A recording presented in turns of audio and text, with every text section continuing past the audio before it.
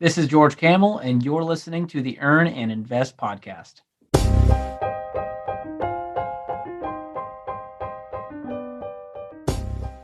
For years, we've been told that when it comes to money, young people are different. Sometimes we older folks say such things with scorn. We shake our heads at millennials and Gen Zers and criticize the lack of material wealth. Other times, we envy their ideas of work-life balance and their refusal to sell out.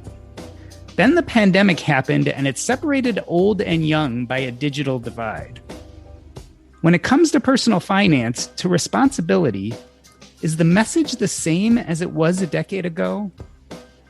Maybe you're more established and past worrying about such things, but what about your kids, your neighbors, friends? George Kamel, Ramsey Solution's newest personality, is on a mission to teach millennials how to handle money the right way. George is the former host of the Dave Ramsey Show video channel and current host of the EntreLeadership podcast. George, welcome to the show. I was reading that before working with Ramsey, you're a pretty talented and accomplished musician. How the heck did that lead to a job with Ramsey Solutions? I'm picturing you singing a few notes to Dave to try to get the job. Luckily that was not part of the job interview. I'm not sure I would have made it in if that was the case. But yes, I grew up playing music. I always loved to be kind of out front, entertaining and connecting with people through a message, through art. And music was a great avenue for that. And so really what happened was, as a musician, you have to be a good marketer. Connecting with people with the music is just as important as making great music. And so what happened there was I got really into marketing, and marketing led me to social media, email marketing, and that led me to an internship and temp job at Ramsey Solutions way back in 2013. So that was kind of my foot in the door. But I really have always been passionate about reaching people in a creative way with a unique message. And it ties to exactly what I'm doing today. This idea of being an entertainer makes sense when I think about your trajectory, right? Because you started more with things like email marketing, but it almost seems like being out in front of a crowd would suit you more based on your history. Absolutely. I'm a team player. And so I realized sitting at the laptop, I could do that all day long. But really, when could be out front and coming up with new ideas and connecting with people, that's where I would come alive. And I think, a lot of people in my generation, they're realizing those passions early on, which is so great. It took me a journey at Ramsey. It took me 4 years to finally realize, wow, I really enjoy being out front, being in front of people, being on stages. And luckily, they noticed that too. And they saw something there and they said, hey, maybe we should move you to this seat on the bus. And that was the perfect seat for me in that moment. And it led me to where I am today, spreading our message to, millennials, Gen Z, these younger generations to help them figure out the stuff that I learned way too late. And tell me about your financial journey during the same time. I mean, when you came to Ramsey Solutions, what was the state of your finances? Were you already on board with the Ramsey message, or was it something you picked up as you started working there? When I started, this stuff was still new to me.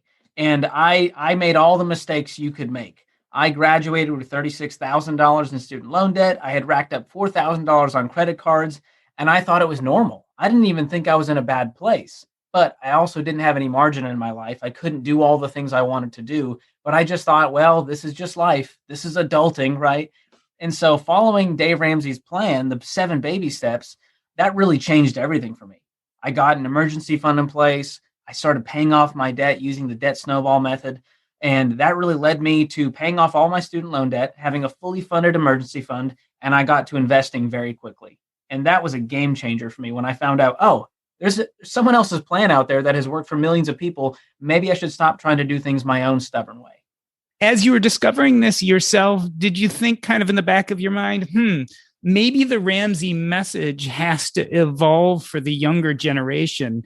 I kind of asked in the intro, is the advice still the same decades later? I mean, I feel like, especially with the pandemic, this is really a different generation of earners out there than we were looking at, in the early 2000s. Yeah, it's funny. People look at some of our principles and they go, well, we need to adapt this. It's 2021. Things are different. And what's funny is that the principles have never changed. And truthfully, Doc, they never will. They work and they've worked for the last 30 years, and no economy, no president, no earnings, it doesn't matter. The principles stay. Now, the environment changes, right? And so we have to approach things differently from a content standpoint, how we're talking to, who we're talking to. Those things do change because we didn't have the student loan crisis 30 years ago like we do today. And so we need to approach that head on and say, hey, wouldn't it be nice if you didn't have to pay back all these student loans? And guess what? Wouldn't it be nice if you didn't have to wait and hope for, the White House to do it for you? What if you could do it yourself? And what if I could make you believe that you could do it? And so that's the kind of messaging that we're starting to develop for these younger generations, because the older crowd, my parents, they didn't have to deal with these problems at this scale like these millennials and these Gen Zers do. So I do think the principles will never change, but the way we communicate them will always change. Go more into detail about how you're communicating different. You developed the Foundations in Personal Finance program, bringing the message to high schoolers. How did you change the way you were talking about these things that are clearly foundations? And I agree with you 100%. It seems to me like the foundations are always going to be the same, but the details change. How do you talk differently about the details to high schoolers? Well, for starters, you don't want to talk down to them. And so when we started making this curriculum, and I was the host of the curriculum, I was very intentional about making it fun and being relatable and saying, hey, I've made mistakes too. I'm not here on the mountaintop on the tower going, hey, all you youngsters need to do better with money. It's saying, hey, I'll be the first one to admit that I messed up. And where would you be if I could set you up for success before you ever make these mistakes? What if we could make you a millionaire by the time you're 40 and have you living your dreams instead of having you live in regret because you didn't follow these basic principles? And there's so much that students aren't being taught in schools today. And it's clear, we cover things like budgeting basics. We cover things like how to save money, how to save for large purchases like a car, how to save up for your emergency fund. We cover credit and debt and consumer awareness issues. We cover college and career readiness, financial services and banking, and what the differences are between a credit union and an online bank and all these different things. Insurance, income, taxes, what happens with your paycheck, what gets taken out, real estate, investing. There's so much to cover that really schools are now starting to get a hold of, much thanks to this curriculum, which is in 2/3 of high schools across America. And so we're really starting to see that headway and seeing students' lives change before they ever graduate high school. Up until this point, were you even seeing any high school curriculums that were touching on these things? We've had one for years, but this one, we wanted to do a full revamp and refresh. So this message has been in high schools for years, and ours, I'm biased, but I think it's the best one out there. But this one is the best curriculum I've ever seen, even if I didn't work here. The team did such an incredible job from a video standpoint to really make it connect with that younger generation. These aren't stuffy 45-minute lectures that the kids are having to watch. I made sure personally, I was like, if I'm not having a good time, writing these scripts and doing these videos, then the kids aren't going to be having a good time. And so I made sure to include a lot of humor, a lot of entertainment while we educate them. And I think edutainment, combining those two things, is so important for these generations because truthfully, and rightfully so, they're listening to podcasts, they're watching YouTube. They want entertainment first, but they don't mind being educated along the way. Well, speaking of edutainment, you started talking about this curriculum by saying that you tell the students, look, I've made mistakes too. Tell me about a big mistake that you like to tell the high school kids about. Oh my goodness. Well, for starters, it was not having conversations with my parents about college. When it came to college, it was kind of a, hey, work hard, get good grades, and then go wherever you get into. We'll worry about the money later. And I didn't understand that concept. My dad kept saying, don't worry. Hey, we'll figure it out. We'll figure it out. And I thought, wow, this guy's not worried at all. He must be saving up a lot of money for me to go to my dream school. And Not so one of of the so biggest, much, huh? yeah, exactly. So one of the biggest mistakes I made was almost going to a film school that was going to cost $200,000 for 4 years. And I didn't have any financial aid and no scholarships. And luckily, this is before I even knew about Ramsey, but I thought that feels like a lot for a film degree. I'm not sure what job I'm going to get out of this. And we just saw this recent article come out from Columbia, big film university in New York, and the median debt was 180 grand and the median income was 30. And you're going, oh my gosh, you don't have to be a rocket scientist to look at this thing and go, the numbers here are so skewed. And so one of the biggest mistakes early on was not having those conversations about, hey, Dad, how are we going to pay for this? Because if I knew it was going to be all student loans, I would have had a much different approach, knowing, hey, on the other side of that, when you finally do get a job, your money's not going to get to stay with you. You've got to give it to other people. to lenders, to the student loan companies. And so the biggest advice for the young generations that haven't graduated high school is stay away from student loan debt, because it's going to set you up for success once you graduate.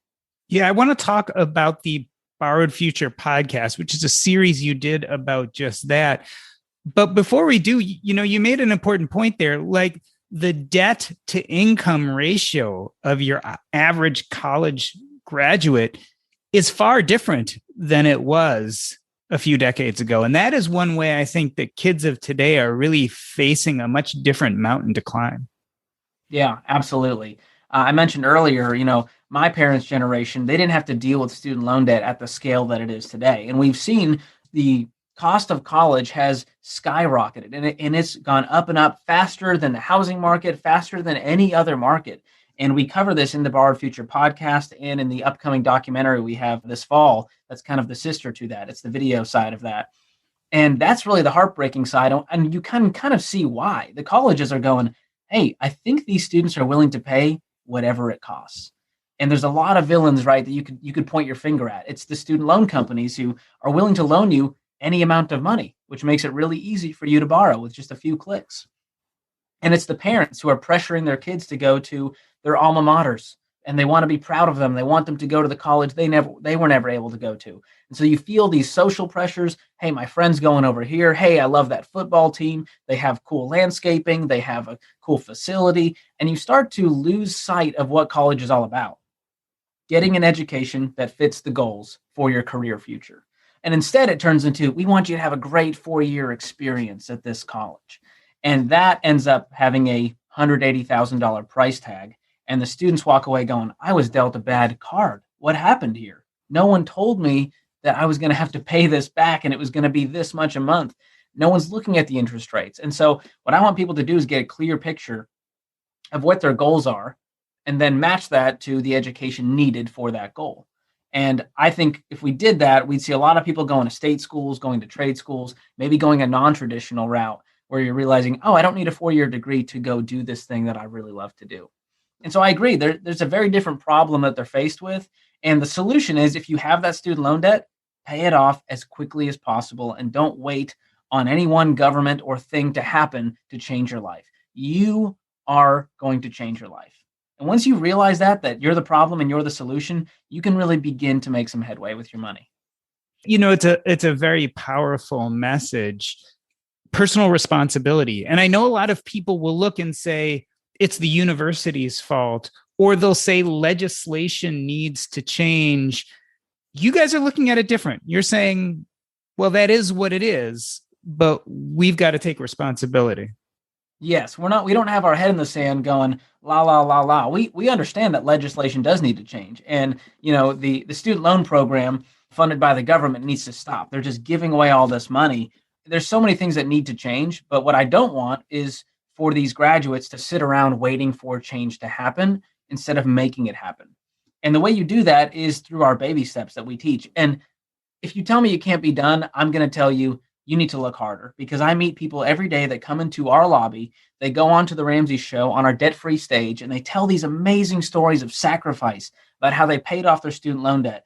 And we're not talking about people who are making hundreds of thousands of dollars.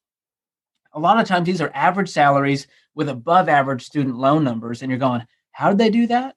And they share their stories about the things they sacrificed, the things they didn't do in order to have the short-term goal of paying off their debt. And we find that in most people's cases, in 18 to 24 months, they can pay off all of their consumer debt, including their student loans, which is absolutely incredible. So we've talked about debt and how that certainly has changed over the last few decades. What about for young people today, earning and saving? Is there anything different in the world, or is this the same story that people have been living throughout the decades? Well, I think when you look at the numbers now, when you have $180,000 in student loans, that $35,000 income just doesn't seem to cut it.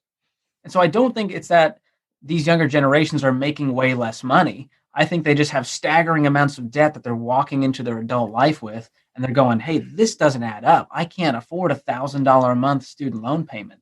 And so I don't necessarily think it's this income issue. I think it's a debt issue. And the sooner we can clean up this debt with whatever it takes, with whether it's side jobs, whether it's slashing expenses or delaying buying that house or buying that car, or worst of all, going further into debt, which is never going to help. The sooner we can clean this stuff up, the sooner we can gain our income back. Because I found people with $100,000 plus incomes who are completely broke. And I've met people who make $35,000 a year who have margin in their life to go on vacations and pay cash for cars and do all kinds of amazing things. So I don't want people to think, well, I just don't make enough money, so I can't. That's not for me. That plan isn't for me because I don't make enough. And, income can be a problem. We want you to have as big of a shovel as possible to clean up your mess, to create wealth, to do all these things. But when you're 20 years old, 21 years old, 23 years old, you may not have the income that your parents have. You're just starting out, and that's okay. So what I want you to do is not focus on the number. I want you to focus on how you're going to clean up the mess and start to follow this plan and get ahead. Do you think the level of motivation is different? I mean, it's one of the favorite laments of us Gen Xers and the baby boomers to look at the millennials and Gen Zers and say, oh, they're lazy. They don't want to work as hard. Is that something you're seeing when you're out there in the world? Absolutely not. We like to say there's two types of millennials and two types of Gen Zers. There's suck and there's awesome. So there's two sides of the coin. And the ones I meet that come to our lobby, they're absolutely incredible. They inspire you. They're 26-year-old couples who are paying off their homes. And you're going, that's lazy? This couple that sacrificed and worked their tails off to get to this point. And so I don't see that as being the case. Now, there are some who may be like what I was talking about earlier. They're waiting on someone else to change their life. And they're living in their parents' basement going, woe is me. What card was I dealt? I can't get out of this. And I wouldn't say, I think there's a cynical apathy happening that can come across as laziness. But I think they just need some motivation. They need someone to come alongside them and go, hey, I understand where you've been. I know what you're going through, and I know a way out if you're willing to do it. And once we can motivate these young people to get excited about their goals, about their dreams again, and then we can use money as a tool to get us there, I think we can change an entire generation. Yeah, it reminds me how important mindset is if you can get people to the right mindset, they generally can accomplish their goals. And when it comes to money, it's the biggest lift, right? It's to get them there mentally before they do the right things physically.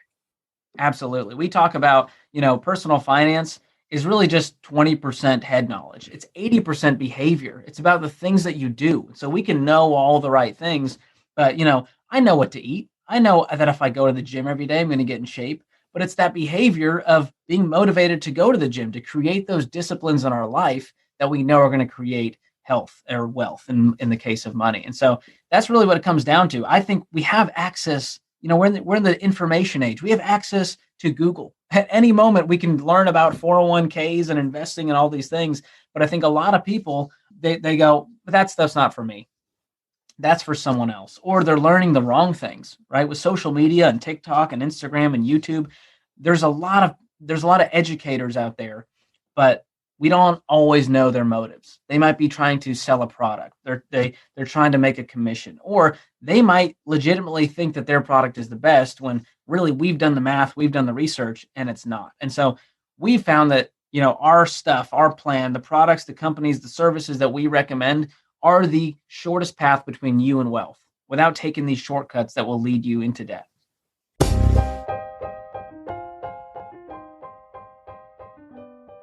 We're talking to George Kamel, Ramsey Solution's newest personality, who is on a mission to teach millennials how to handle money the right way.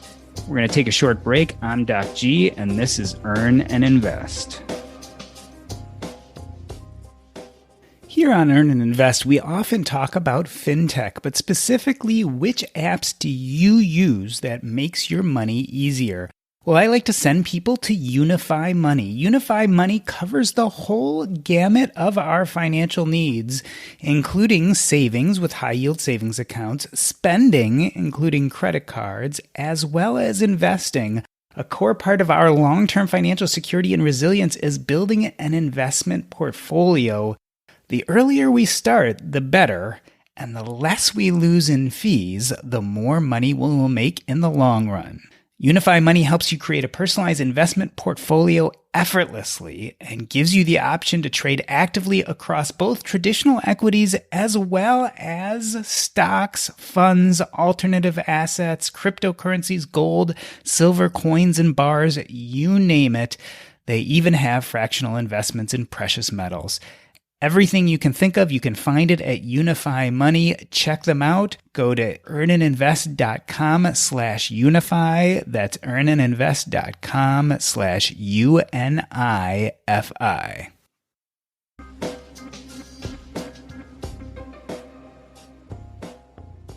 Let me reintroduce you. We are talking to George Kamel, the former host of the Dave Ramsey Show video channel and current host of the EntreLeadership podcast.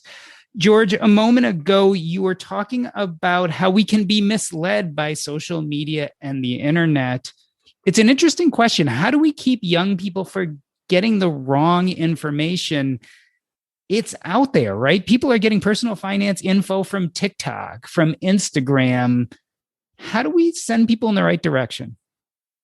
Well, for starters, I think it's great that they're actually engaging with this type of content, right? It's not just silly cat videos. They're actually wanting to learn about this stuff. They're going, hey, I want to know how to do adulting right and how to take control of my money. And so what you got to look at is check the sources. Where are you getting this information? How are those people making their money? Do they really have a heart to help me? And really, it comes down to, who do I connect with? And so obviously, we aspire as a company to connect with all these people and intersect their lives before they can make a bunch of mistakes and get a bunch of bad products. And so I love to look at, who is this person? Oh, they're trying to sell me on this, whole life insurance. What is that? Let me look into it. Let me ask other people in my circle. Let me do my research on this. And, I'm proud to work for a company who's not out there to screw people over and sell them on bad products. We exist to provide hope. And we've learned so much over 30 years of doing this and helping create millionaires that you would hope to go, what results have they given to other people? And if you don't see that part, that's a giant red flag that this person may not, they may be a lot of talk and not a lot of walk. And so obviously our stuff is absolutely incredible. So if you're out there and you're going, who can I trust? I would start with Ramsey Solutions. Our team works so hard. We have amazing researchers and writers that are out there providing trending content. They're providing the stats and giving you actionable advice. They're not out there to rile you up and get you upset, which is what most of the media out there is doing. We're out there to actually help change your life. And so there's a big difference there. And so you got to really look at, what media am I consuming? Why am I consuming it? And is this person really worth their salt when it comes to financial advice? The media really played a big role in our understanding of the pandemic. Has it changed people's economic lives and futures, especially young people? Has it changed the game at all? Well, I think what we've seen is, if you're glued to the media, you're probably going to have a very negative view of the world. And you go, oh my gosh, the crypto crash, the stock market, all the housing market, everything's a bubble, everything's falling apart. Woe is me. How can I get ahead? And when you really just pause and turn off the TV and turn off social media and start to focus on your own life, I think you shed a lot of that anxiety and you realize, oh, the world's not falling apart. I can have deep, meaningful relationships. I can do deep, meaningful work that I love to do. I can get paid to do it, and I can run my own race. And I think it's when we stop comparing ourselves to what's happening on the media, what's happening with our friends on social media, what they're doing, that's when we really can begin to find progress with our own money journey. So I want people to have tunnel vision when it comes to their own goals and their own money situations. What about digital entrepreneurship? I mean, there's definitely been a rise in people working virtually or even going into business themselves during the pandemic. How is it changing young people's economics? I think they're realizing that there's a lot of options out there. And I love that they're going, hey, I don't have to go this traditional route. There's a lot of ways to skin this cat. And I think they saw their parents work jobs they hated for 30 years, right? And they're going, I don't want that. I want to be able to travel. I want to be able to start my own business. And I love that they're having those goals and those dreams. But what I find is debt is holding them back. And the reason they want to go do all of these things, maybe it's something they don't even want to do, but they see it as a get rich quick scheme, right? I'm on TikTok and I'm seeing all these videos. Hey, go buy my online course where I can teach you about Amazon drop shipping, and everything feels so slick. And look how much money I'm making. And they have screenshots of their financial reports. And that's when I go, red flag number 14 on that one. But I want people to actually go do things they want to do and that they love to do, and not think about, hey, what's the next get rich quick scheme? And I get that they don't want to work a 9 to 5 for 40 years. For some people, that's the case. But what they don't realize is that entrepreneurship means you're not working 9 to 5. You're working 7 to 10. You're working even longer hours because now it's all on you. And so I don't want people to have this idea in their head that they can just go work 3 hours a week. It's never that easy. And anyone that's selling you on that is not helping you. They just want you to buy their online course and show you how you can do it too. And so I think what people need to do is really find work they love to do and not look at, hey, how can I work as little as possible and make as much money as possible? And really, our plan is such a great path to give you the margin to go do the things that you want to do. If you want to travel, I want you to be able to travel the world. And you know what? If you follow this stuff when you're in high school, absolutely, you can retire at 40, 45, 50 years old, way earlier than your parents did, and go do that stuff. And so I think all they want is a different path. And luckily, there's a lot of options out there with the internet and with online businesses that they can do from their home if they're creative and willing to work hard. I love this point about how social media glamorizes entrepreneurship, but it also glamorizes making money. Let's talk a moment about fintech. I mean, you talked about crypto. There are all sorts of new platforms that make it easier than ever to invest. Do you think it's a good thing? Like, I worry that people now have such an easy time throwing their money at cryptocurrency or whichever stock is most popular that they're getting a little bit hoodwinked. Oh, absolutely. And worry is the right word. I am very worried. I think it's great that we've made it accessible for the everyday person to invest and shown people that, hey, this isn't just for rich people on Wall Street. This is for everyone. But what I don't like is people following the trends, because when you follow the trends, you will fall for the traps. That's what we found here at Ramsey. And so I want you to go old school. I want you to have blinders on and ignore the news, ignore what's going on with crypto, and go old school. Because we did the largest study on millionaires, over 10,000 of them here at Ramsey. And we found that the boring old company 401k was the best path to becoming a millionaire, not hoping that you chose the right crypto out of 5,000 that happened to hit. I mean, we might as well go to Vegas if that's the case and just start pulling every slot machine. And that's what's happening with crypto. And I see, friends, even my own family members who are putting a lot of their money into crypto and just hoping for the best. And there's this gamification with apps where you're glued to it and you're hoping, oh, I'm gonna trade this. I'm gonna go over here. I'm gonna start, investing in all these different cryptocurrencies. Listen, I'm not against crypto, but I want you to do the right things first. And what we teach is that you need to be investing 15% of your income into good investment plans, like your company 401k or a Roth IRA, long before you ever dabble in crypto. And I want you to do that after you're debt free, because then you have all the margin in the world. You've got your income back. And so now you can start to tackle not only your investment, but you can start to think about the future, maybe saving for your kids' college. Maybe you want to pay off your house early. Maybe you want to give outrageously. And so that's really our plan. It's old school, but it works every time in any economy, and it will work in the year 3000, just like it does in the year 2021. Are young people resisting that message? I mean, I can imagine myself headstrong, coming right out of college and having a young, humorous, successful guy like you telling me, you just need to get a job, pay off your debt, put your money in your 401k. I might resist that message a little bit. It just might not feel as exciting. Yeah, absolutely. And I can understand why. It's because they're on social media and they're watching sexy videos about how they can become a millionaire tomorrow. And I'm saying, hey, in 20 years, you'll get there. And it's not that exciting when you really look at it comparatively to the guy who's trying to hoodwink you, the ShamWow guy saying, hey, buy this course right now, and next week you'll be a millionaire. And the truth is, the proof is in the pudding. Where are all these millionaires out there that they're creating? Well, we have the proof. I get to meet them every day. They come into the lobby and they say, they whisper over to me, hey, I'm an everyday millionaire. And that's what we call them. They're everyday people. We're not after the doctors and the lawyers and the athletes and the celebrities. I want people to see themselves as a future millionaire. And I believe they can get there if they follow these steps. And I'm a perfect example of that. I'm not a millionaire yet, but I'm on the path because I followed these steps. And it wasn't long ago that I was a guy with a negative net worth, was $40,000 in debt, who didn't see a way out, who just thought this is normal. And now, by the grace of God, I'll be paying off my house next year at 32 years old. And so I'm not special. I'm not rich. I'm just like everyone out there listening.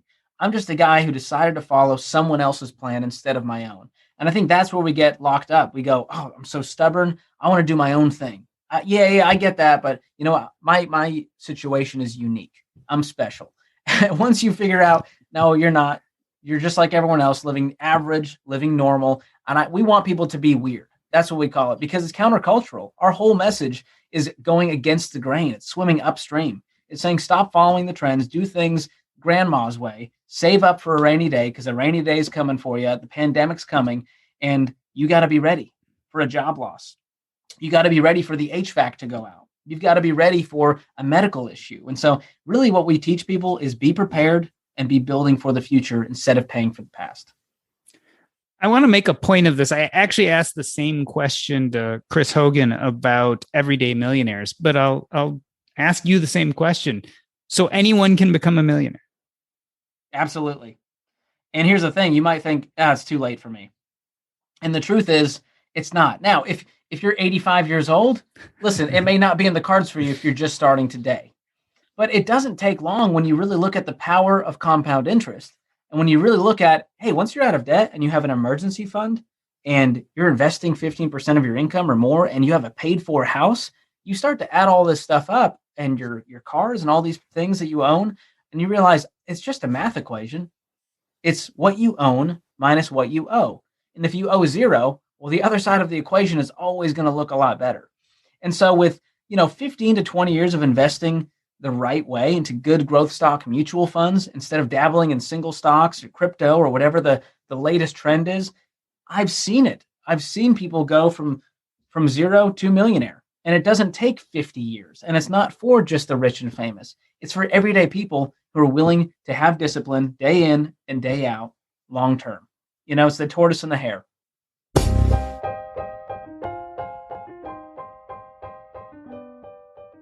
We're talking to George Kamel, Ramsey Solution's newest personality. I'm Doc G, and this is Earn and Invest. Have you been enjoying listening to the Earn and Invest podcast every Monday and Thursday? Well, if so, there is a place you can go 24/7 to continue the conversation. That is the Earn and Invest Facebook group. Go to earnandinvest.com/Facebook. Again, that's earnandinvest.com/Facebook. There we continue the conversations that started in the podcast. We cover everything from current topics to the economy to personal finance, you name it, we discuss it there. We'd love to have you come join in on the conversation and become part of our community. That is earnandinvest.com/Facebook. We'll see you there.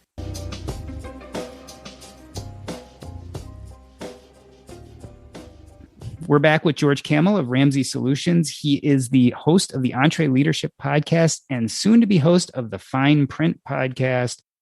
George, let's talk about your position in Ramsey Solutions. I'm thinking back to the early days of Dave Ramsey, and I feel like his message was a little bit more fire and brimstone.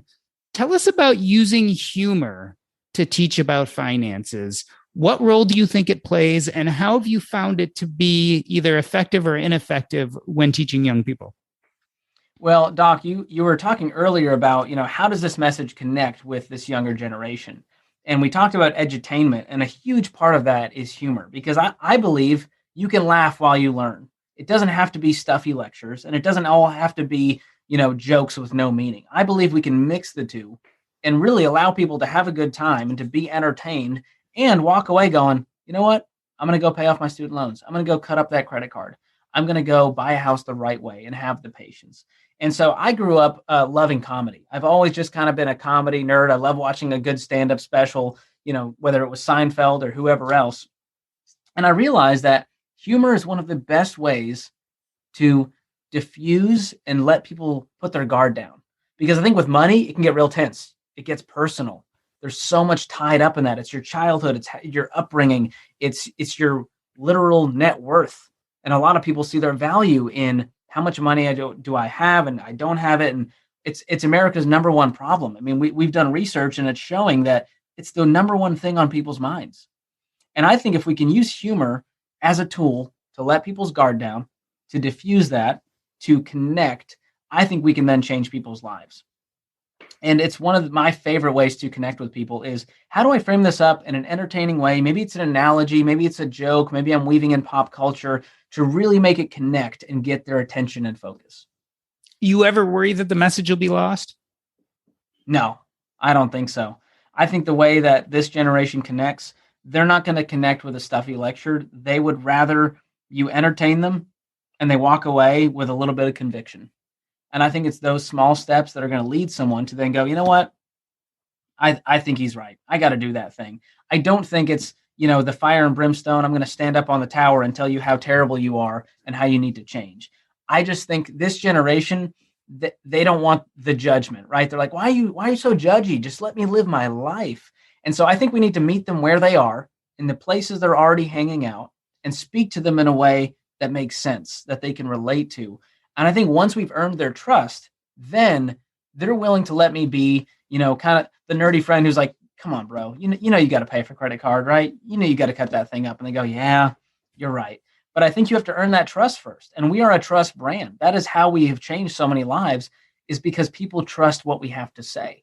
And the reason they trust it is because they've seen it work, right? It's word of mouth from a friend who said, hey, you got to check out this Ramsey guy, man. Or they go, how'd you pay off all that debt? Oh, I followed this thing. I watched Financial Peace University, or I started doing an every dollar budget, or I read the Total Money Makeover. And so there's always a point, with life change where someone, a person, a human being intersected and was a part of that life change. And I hope to be that for thousands upon thousands of millennials and Gen Zers out there who are going, man, this adulting thing is not as easy as I thought it would be. Or I've worked really hard. I don't know why I can't get ahead. And I want to come alongside them as a friend and say, hey, man, I get it. I've been there and I found a way out. And if you're willing, I'd love to hang out and tell you about it. That's a very different conversation. And I think humor is such a great tool to get there. Yeah, the connection between humor and empathy is so clear with what you were just saying. If you can both make someone laugh and empathize with them at the same time, you're much more likely for them to actually listen to what you're saying. We talked a little bit about millennials and Gen Zers being different. One thing that many of us look and see them and say, boy, they've got a better concept of work-life balance. Do you find that to be true? For one, they don't want to just live to work. And that's a big change, right? My parents immigrated to this country and they were in a survive mentality, right? It was, we got to take care of the kids. We got to do whatever we need to do to make sure that our family's okay. And I think our generation, we have a little bit of a luxury. We live in America. And so we have this mentality of we're not trying to survive, we're trying to thrive. And what that means is we're not going to live to work. We're not going to live for the paycheck. And I love that mentality, but we also need to couple that with really good financial habits and a really realistic vision of what we want out of life and what it's going to take to get there. And that's where I think we need to marry the two and go, hey, it's great that you have this goal, but you're not going to get there from crypto. You're going to get there from a lot of hard work, a lot of hustle, and it may be temporary, right? Like getting out of debt, people think, oh, Ramsey doesn't want me to have nice things. They don't want me to go out to eat. And no, I want you to have all. I just want you to do it on your terms. I want you to be building for the future instead of paying for the past while you do it, and not go home with the anxiety of that vacation that you paid for on your credit card. And so those are the things that I'm like, people misunderstand and they think, well, we're not about you having stuff. I'm totally good with you having stuff, having amazing experiences, giving outrageously to others. That is where I think the blessing comes from, where you feel this rich, meaningful life. And I believe you can't spend your way into a meaningful life. You especially can't do it with other people's money while you're making payments. And so it's just a different mentality. We have to get people to understand that goals and dreams are great and stuff is great, but you can't do it with debt. You're not going to get there. So tell us about the Fine Print podcast. I think it will be live in August. Is that right? Yes, we launched this thing August 1st, and the Fine Print really was birthed out of all the stuff that we've been talking about, feeling this need for something different that could connect with the younger generations. And so it's a very different style podcast. It's not a call-in show. It's very narrative, and it's really fun. I made sure to weave in humor in there, weave in a lot of facts and research and empathy and stories and experts, all kinds of things woven in to a 30-minute consumable format. And we're really excited about it. The tagline is the hidden truths that are keeping you broke. And as you can see from all the stuff we've talked about today, There's a lot of things out there. There's slick companies, there's sketchy marketing, there's Instagram ads, there's money myths, there's your broke brother-in-law, there's the pressure from society and the news and social media, and people are making decisions based off all of that pressure instead of basing it off of facts and research and their goals and their dreams. And so what this podcast is going to do is really cover those trending topics and cover these things that we all think to be true and really help them understand the fine print behind it, whether that's credit card rewards or the truth about credit scores or what's going on with cryptocurrency or this housing gold rush that we're experiencing right now. And so I really want to take the stuff that's happening in their world and help them understand it. And most importantly, give them actionable guidance for what to do in light of it. I like that. You got to read the fine print. What do you get when you get what you think you want? Ooh, man, I got to sit on that. That's a great line. Sometimes they're not the same, right? Yes. I think that's the biggest problem is we do these things expecting a certain result and we don't get it. And then we get cynical and we get apathetic and we think, well, I got screwed, so I don't want to do that again. And so I want to help people do things the right way, whether it's for the first time or clean up a mess that they made over here, to start to do things the right way so that they can feel that progress, so that they can live a life with more margin and more meaning and more freedom and more options. That's what it's all about. One of the downsides of our social media world today is we're always looking for an answer in sound bites. Is the fine print necessarily complicated? No, a lot of the times it's not. It's just us taking the blinders off for a second and go, hold on. How are these buy now, pay later services making money? How am I getting free vacations for my credit card rewards? And I want people to really look beneath the surface and realize that it's not about it being complicated. It's about us understanding the mechanics behind this all and the motivation behind what these companies are after. And, these buy now, pay later companies, for example, it looks like they're selling you freedom. They're using a lot of the same language that we might use. Hey, we want you to have financial freedom. We want you to free up your money. And what that means is, hey, pay us over 4 payments so that you can have more money in your bank account right now that you'll give us later with interest and fees. And so people are kind of hoodwinked into these quick things that feel like a Band-Aid. What I want people to do is get to the root of the problem and go, oh, I'm not living on less than I make. I spent more this year than I made. And once you start doing simple math, you go, there's got to be a better way. And that might look like budgeting. It might look like getting out of debt. It might look like getting the right insurance product. And so I just want people to make the right choices. And I believe that they can become confident in those money choices if they learn things. What I'm getting from our conversation is 2 main things. One, obviously, is debt is a killer and we have to pay it off. The other is that we've got to learn the fine print, be intentional, learn. Sometimes that learning involves humor. Like we don't have to be stuffy. We can have a fun time. We can enjoy ourselves. But you got to go out there and do the work. And once you do that, you can build a strong financial future, maybe even become a millionaire. George, I wanted to thank you for being on the show. And I wanted to end this episode the way I end every episode by asking you what is up next in your life. And if we want to know more, where can we find you? So first, what's going on in your life?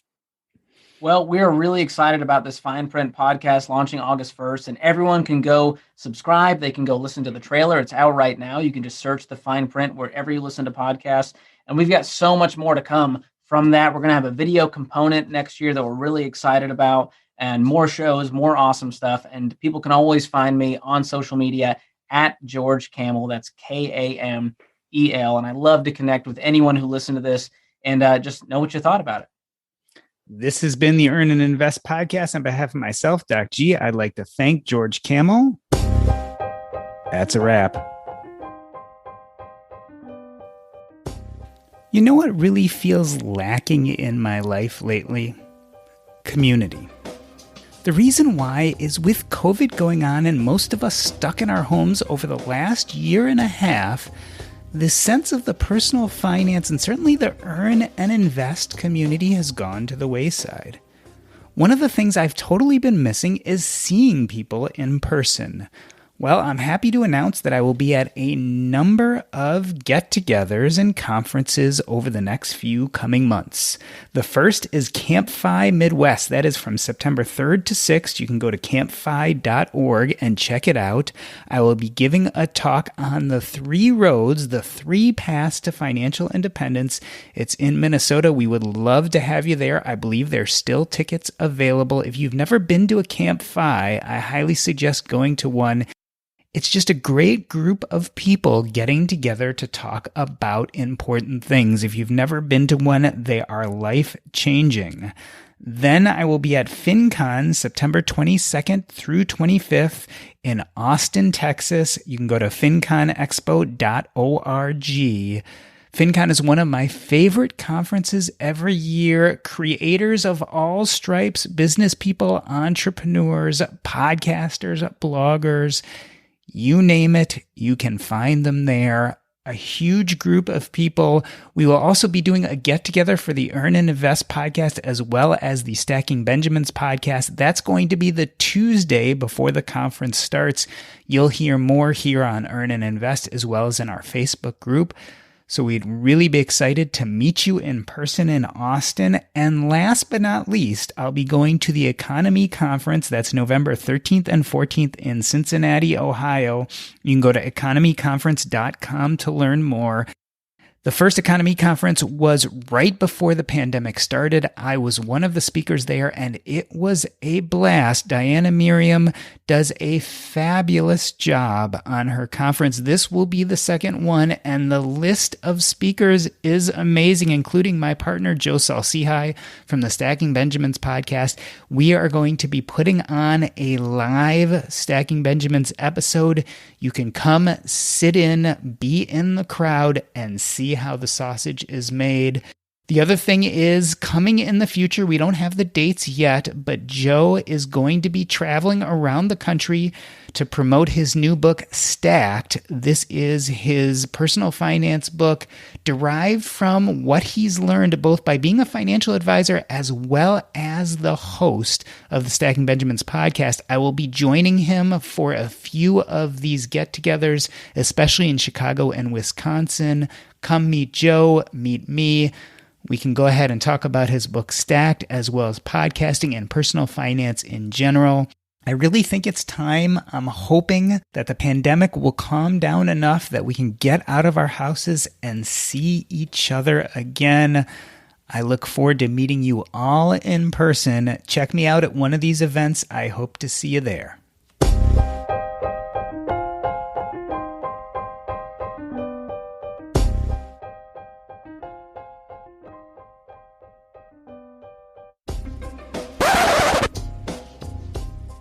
Cool. Thanks, Doc. Was there anything you felt like we should have talked about that we didn't, or anything you wanted to promote that we didn't get a chance to talk about? I feel like we did. We covered it. You were such a great interviewer, honestly. You were super thoughtful, super well prepared. I love the questions. It's such a great conversation. We haven't really dug into, the difference between the generations and how to communicate to them differently. So I love that we touched on that component because I think it's so important because people are going, yeah, but that information is not for me. That's for my parents. That's stuffy. And I want people to realize that these money conversations can happen, at this age. And they don't all have to be about how we're all broke and, laugh at how poor we are. I want people to feel that progress. So I think this interview was such a great way to start that conversation for a lot of people. Yeah, well, I've been real impressed with Ramsey Solutions. And part of the reason why is I feel like you and Rachel and Anthony bring the kind of message, the really important message that started with Dave and Chris, and really bring it to kind of the younger generations. And I think it's brilliant because different generations just respond differently to the way the information is delivered. And like you said, there are, we love to make personal finance complicated, but the truth of the matter is we all know that they're just a few basic concepts, right? You get those few basic concepts and then you can obviously learn the rest of the details later. But it's harder to convey that. And what I'm finding at least is the younger generations want a much different message than even I as a Gen Xer wanted, and probably baby boomers want. It's just a different conversation. And so it makes sense. Like your story makes sense. You being a musician and an entertainer, being interested in humor and moving through Ramsey and ending up on stage talking to lots of people kind of makes sense, because that next level, that next generation is to really build on that entertainment aspect of what we already know is amazing financial information, right? It's always been amazing financial information. The question is just how to deliver it to the way that it hits the most ears. And I've been impressed to listen and watch how you guys have evolved and kind of where you've landed. And so it doesn't surprise me to see you moving through the organization and doing what you're now doing, because that makes a lot of sense. That means a lot. Thank you. I mean, you totally get it. You totally understand what we're after here and trying to reach that next generation. Because I feel it. I go, how would my friends connect to this message who have no idea who Ramsey is? And it may not be through the 3-hour radio show. It might be through a 1-minute video that I put out on TikTok or YouTube. And they go, hey, I'm interested in this. I like what this guy has to say. I like the way he says it. It makes me laugh. I always learn something. And I think over time, that slow play, they go, I trust this guy. I just learned that whole life insurance is really bad. I need to get term life. Okay, I need to look into that. And so I just want people to kind of have that head tilt where they go, maybe I am wrong. Maybe there is a different way. And it's not me saying I'm so smart, look at me. I'm fully going, hey, I followed someone else's principles and this stuff worked for me. And I got rid of the anxiety and cynicism I felt about money. And now I feel like I'm making progress, and my wife works here. And so our family tree's already changed just because of that. And, I'm excited for what my kids get to experience because of the life change that happened here. And when you start thinking that far out, it changes your decision making. It's not about how do I get rich quick tomorrow. It's, man, what kind of life do I want to leave for my family, for my kids, for my grandkids? So that's the kind of stuff that gets me excited. It's really that future focused thinking. Yeah. And I definitely, when I read Everyday Millionaires, that was definitely like, I definitely gleaned that concept of, okay, it's time to let go of the glitz and just do the work. Right. Because if you do the work, we can all get there. And I think that becomes clear. I love the title of your new podcast. I think the way you explained it, and I think there are just so many cool catchphrases I think you're going to have for the Fine Print podcast. I hope so. If you got any ideas, send them over. You're a very creative guy. I love the way you even, introed the podcast. It was so thoughtful and artful. So I feel like we're kindred spirits in that way of just your approach to how you're doing your podcast. So I love it. You're doing great stuff.